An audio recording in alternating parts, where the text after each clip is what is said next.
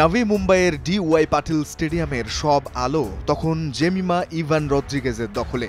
৩৩৮ রানের পাহাড় টপকে টিম ইন্ডিয়াকে ফাইনালের মঞ্চে তুলে সে কি আনন্দের কান্না। ১৩৪ বলে ১৪-৪-এ সাজানো ১২৭ রানের অপরাজিত ইনিংস। হোম গ্রাউন্ড হিরো হতে আর কি চাই জেমিমার। হাতের ব্যাটটা এ রাতে প্রিয় গিটার হয়েই তুলেছে ক্রিকেটের সুর। রকস্টার জেমিমার সেই সেমির মঞ্চ মাতানো পারফরমেন্স মন ছুঁয়ে গেছে গোটা ক্রিকেট বিশ্বের।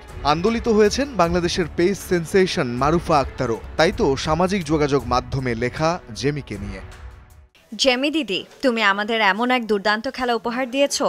সত্যি বলতে এটা প্রকাশ করার মতো ভাষা আমার নেই, তবে আমি সবসময় তোমার জন্য দোয়া করব।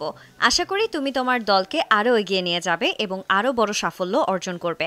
ফাইনাল ম্যাচের জন্য আমার শুভকামনা ও প্রার্থনা রইল।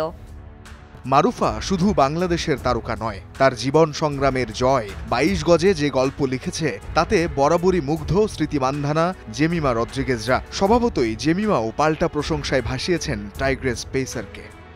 ধন্যবাদ মারুফা, তুমি নিজেও এক বিশাল অনুপ্রেরণা। তুমি যা করেছো তা বাংলাদেশের অসংখ্য মেয়ে এবং সারা বিশ্বের মেয়েদের অনুপ্রাণিত করেছে। অনুপ্রেরণা, এই তো খুঁজে ফেরে প্রতিটি লড়াকু মানুষ। দারিদ্রতা আর সমাজের বাঁকা চোখের বিরুদ্ধে লড়াই করে মারুফাও তো শিখিয়েছেন কিভাবে চ্যাম্পিয়ন হতে হয়। জেমিমার আগের বিশ্বকাপে দলে জায়গা না পাওয়া, এবার সুযোগ পেয়েও ব্যর্থতার জাল ছিঁড়তে না পারা, এরপর সেমির মঞ্চে হঠাৎই জানা নামতে হবে নাম্বার 3-তে। সেই চাপের ম্যাচে অজিদের বিপক্ষে রেকর্ড গড়া জয় উপহার দিয়ে বাবার বুকে ভেঙে পড়া, এই গল্পে তো মারুফাও বাঁচে। ক্রিকেট সে তো জীবন সুতোয় গাঁথা। রঞ্জন শান্ত, যমুনা স্পোর্টস।